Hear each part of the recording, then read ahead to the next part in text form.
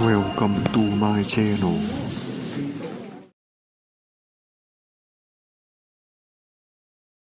I made chicken. My mother-in-law's voice rang out across the yard. Laughter spilled from the porch, glasses clinked. My name wasn't mentioned once. Not even when she said, "And everyone's here." They hadn't invited me for over a year. Then last night I got a message from my brother-in-law. "Dinner at 7. Don't be late. Everyone wants to see you." No explanation. No apology. "Hi everyone. My name is Landon Rains. A year ago, after my wife died in a car crash, her family went silent. No condolences. No calls. Nothing. I raised our daughter alone. I buried my grief in her lullabies. And now, suddenly, they wanted me over for dinner. I drove slowly up the gravel road. The old house sat at the top of the hill, lights glowing like a trap. As I parked, a woman from across the street sprinted toward me. She was shaking. "Don't go in," she whispered. "Please. Just go back. Now." My blood went cold. "Why?" I asked. She glanced nervously at the house. "Just leave. They're not who you think they are." Then she ran. I shut off the engine and stepped out quietly. The porch was full of people. Uncles, cousins, old friends of my wife. I didn't approach. I stayed behind the hedge near the side of the house and waited. 5 minutes later, I saw her brother walk out onto the porch holding something. A small glass vial. He passed it to my mother-in-law. She looked at it, smiled, and whispered, "Make sure it's in his drink." The breath left my lungs. My heart slowed. I didn't move. I watched her walk back inside, still smiling. A minute later my phone buzzed. Another message from the same number. "Where are you? Coming already. The food's getting cold." I stared at that screen like it was a loaded gun. And then I made a decision, one they never expected. I didn't walk up to the house. I walked back to my car. And drove somewhere they'd never imagine I'd go. I didn't go home. I didn't call the police either. Because I knew no one would believe me, not yet. Instead, I drove to the only person my wife ever trusted completely. Her old law professor. Retired. Brilliant. And quietly dangerous when provoked. I pulled up to his isolated cabin near the lake just before midnight. The man opened the door, saw my face and said, "What did they do?" I told him everything, from the silence after the funeral to the vial I saw exchanged on the porch. He didn't blink once. He just said, "You'll need to act like you're still walking into the trap. But now you'll be the one setting it." We spent the rest of the night planning. By morning I was calm, quiet, ready. I changed into the same clothes I was wearing the night before and drove back to the house, slowly as if I hadn't seen what I'd seen. I rang the doorbell this time. They opened the door too quickly. My mother-in-law's lipstick was too bright. Her hug was too long. My brother-in-law clapped me on the back like we just won something together. The table was set. My glass already poured. Chicken on every plate. And my daughter, Emma, their granddaughter, playing in the other room. I didn't touch the drink. Instead, I lifted it in a toast. "To my wife," I said, eyes locked with theirs. "She always loved her family." A flicker of something passed across my mother-in-law's face. A twitch. Nothing more. But I saw it. They watched me too closely. Like hunters pretending to be dinner guests. Like predators waiting for a body to go still. I made a show of sipping, but the liquid never passed my lips. And I kept smiling. Because what they didn't know was that the law professor had called someone else that morning. Someone watching the house. Someone already collecting proof. I just had to play along until they took one wrong step. And then, finally it happened. My brother-in-law leaned over and whispered, "You won't wake up tomorrow, Landon." That's when I knew. They just handed me everything I needed. I didn't flinch. Not when he said it. Not when they all stared, waiting for me to react. I leaned back, smiled faintly and replied, "Then I better enjoy dessert." My voice was steady. But inside my blood burned cold. Landon. That's my name. And at that moment I wasn't their guest. I was the executioner quietly waiting for the right time to strike. They thought they were playing chess. But I'd already removed their queen. Because while they thought they were clever, the water in my car wasn't water. It was a chemical test kit. And the juice on this table? Already swapped. When I excused myself to the bathroom, I locked the door, pulled out the small vial I'd carried in my jacket, and tested the edge of my wine glass. Positive. Arsenic, slow-acting, subtle, undetectable unless you know what you're looking for. I flushed the strip, stared at myself in the mirror and whispered, "Let them finish the game." When I returned to the table they looked impatient. but I brought dessert. My daughter was still in the other room, thank God. And in my other pocket I had a recording pen. Switched on. I needed one more thing, a confession. Or at least a hint. I picked up my fork, took a bite of the pie, then asked casually, "Do you ever think about her?" My sister-in-law blinked. "Who?" "My wife." The room chilled. "She made her choices," my mother-in-law said coldly. "Did she?" I asked. "She was weak," my brother-in-law added. "Too trusting. That's what got her in trouble." He didn't realize he was talking too much. He didn't realize I was baiting him. "She trusted the wrong people?" I asked softly. "She trusted us," he said, laughing. "That's what killed her." The room went dead silent. And I smiled, slowly. Because I wasn't the only one listening. Outside, in an unmarked van, the law professor's contact, a federal investigator, was recording every word. I stood up. "Excuse me. I need to get my daughter." And as I walked to the next room, my hand brushed the side table, triggering the silent alarm. In exactly 90 seconds this house would be surrounded. And none of them had any idea. I opened the playroom door and crouched in front of my daughter. She was coloring, innocent, unaware. I smiled and whispered, "Sweetheart, we're going on a little adventure, okay?" She looked up. "Right now?" "Yes, right now." Just like a spy mission. She beamed, grabbing her bunny. "Like Mommy used to do?" My throat caught. But I nodded. "Exactly like that." Behind me, muffled voices rose, tension brewing at the dinner table. I tucked my phone into my jacket pocket and activated the second mic, just in case. As we walked past the hallway I heard my name. "He's too calm," someone muttered. "I told you," my mother-in-law hissed. "He was always too clever for his own good." I didn't look back. I just walked us toward the door. Then, banging. Not outside. Inside. They'd locked the main door. I turned. My brother-in-law was standing there, arms crossed. "Going somewhere?" I tilted my head, calm. "It's past bedtime. You're not leaving." He stepped closer. "You poisoned me," I said softly. "Did you think I wouldn't notice?" He froze. "I changed the glasses before dinner. I've already given samples to the authorities. They'll match the prints." My daughter looked up at me, confused. I rested my hand on her shoulder. From the hallway I heard running, the mother-in-law's heels tapping wildly. "Don't let him go," she screamed. That's when the sirens began. A coordinated crash of law enforcement vehicles hit the gravel driveway. Floodlights beamed through the windows.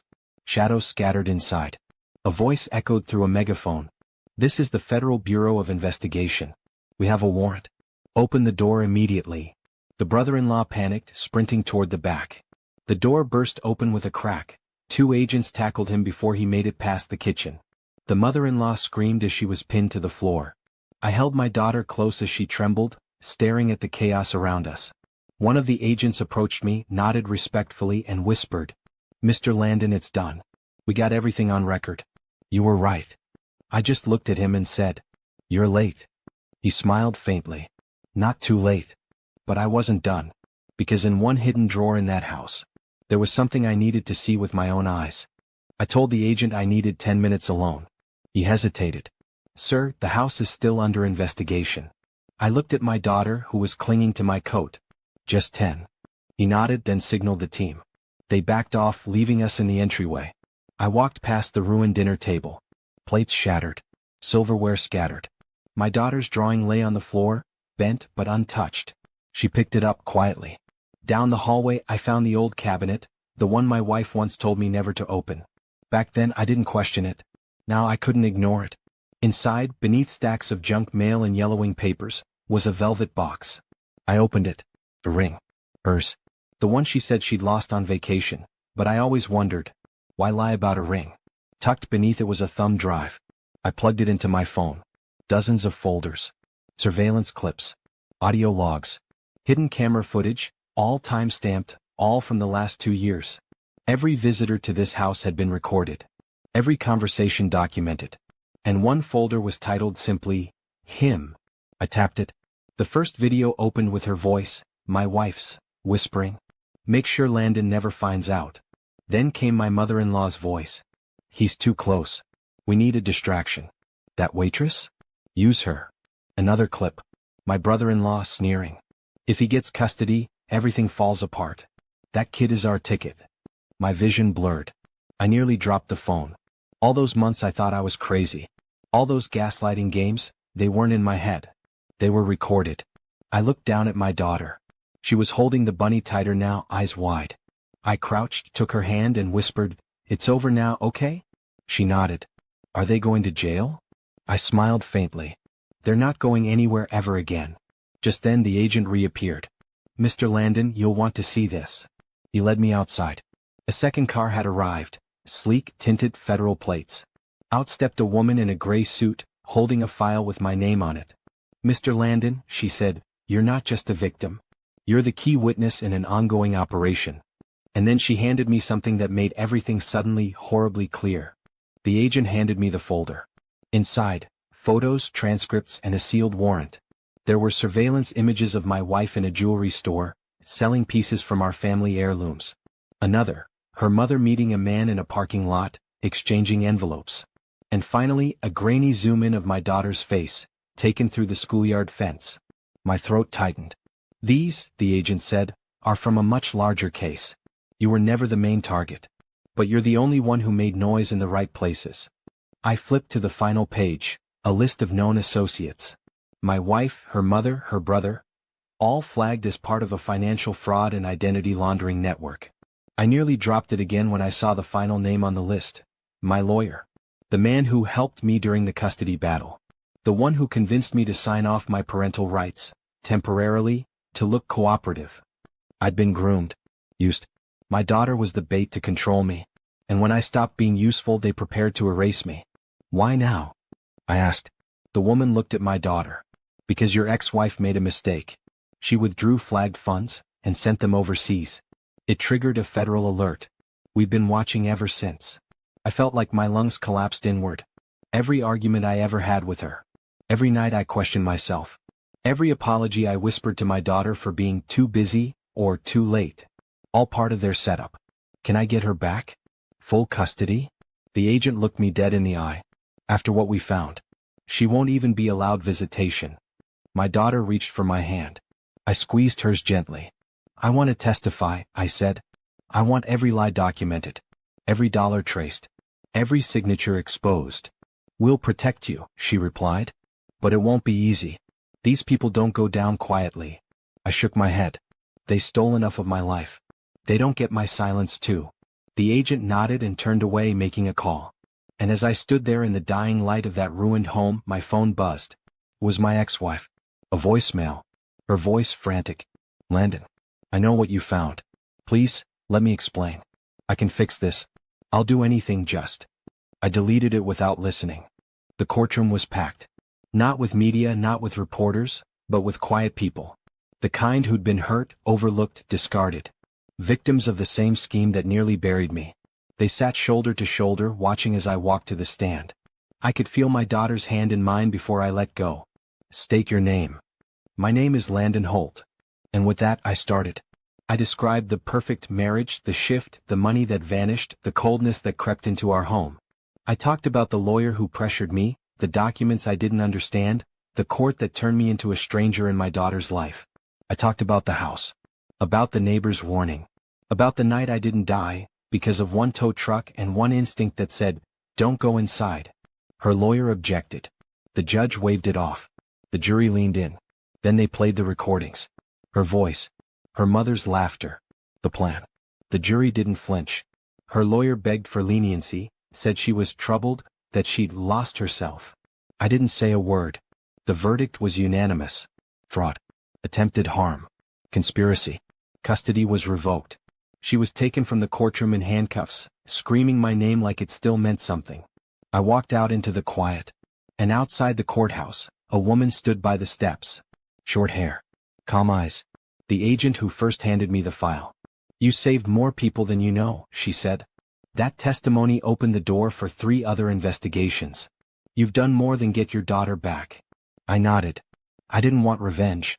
I just wanted truth. "Then you got it." My daughter ran down the steps toward me. I scooped her up, held her tight.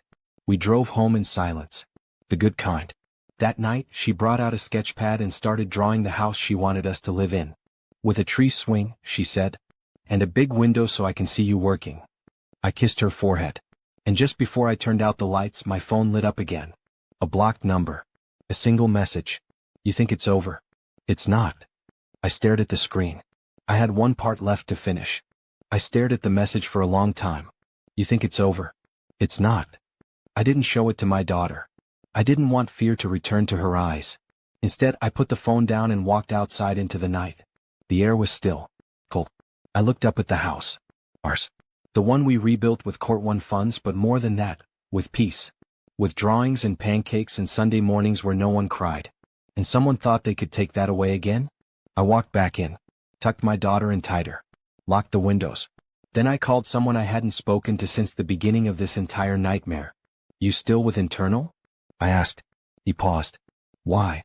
Because I think there's one more snake under the floorboards. And this time, I'm not letting it slither away. I sent him the message. 10 minutes later he called back.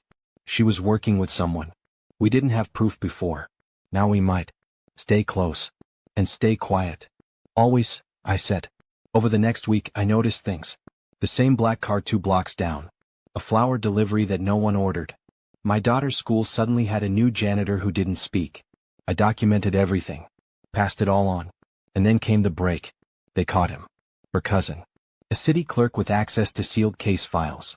He'd been feeding her information even after the conviction. Trying to help her appeal. Rebuild. Turns out, the agent told me, he bought a ticket to the town where she was being transferred. Didn't think we'd catch him before the visit. I sat with that. And for the first time in months I allowed myself to feel it. Not anger, not vengeance. Relief. 2 days later I took my daughter to the swing she'd drawn. The one we built together. She looked at me and said, "Are we okay now, Dad?"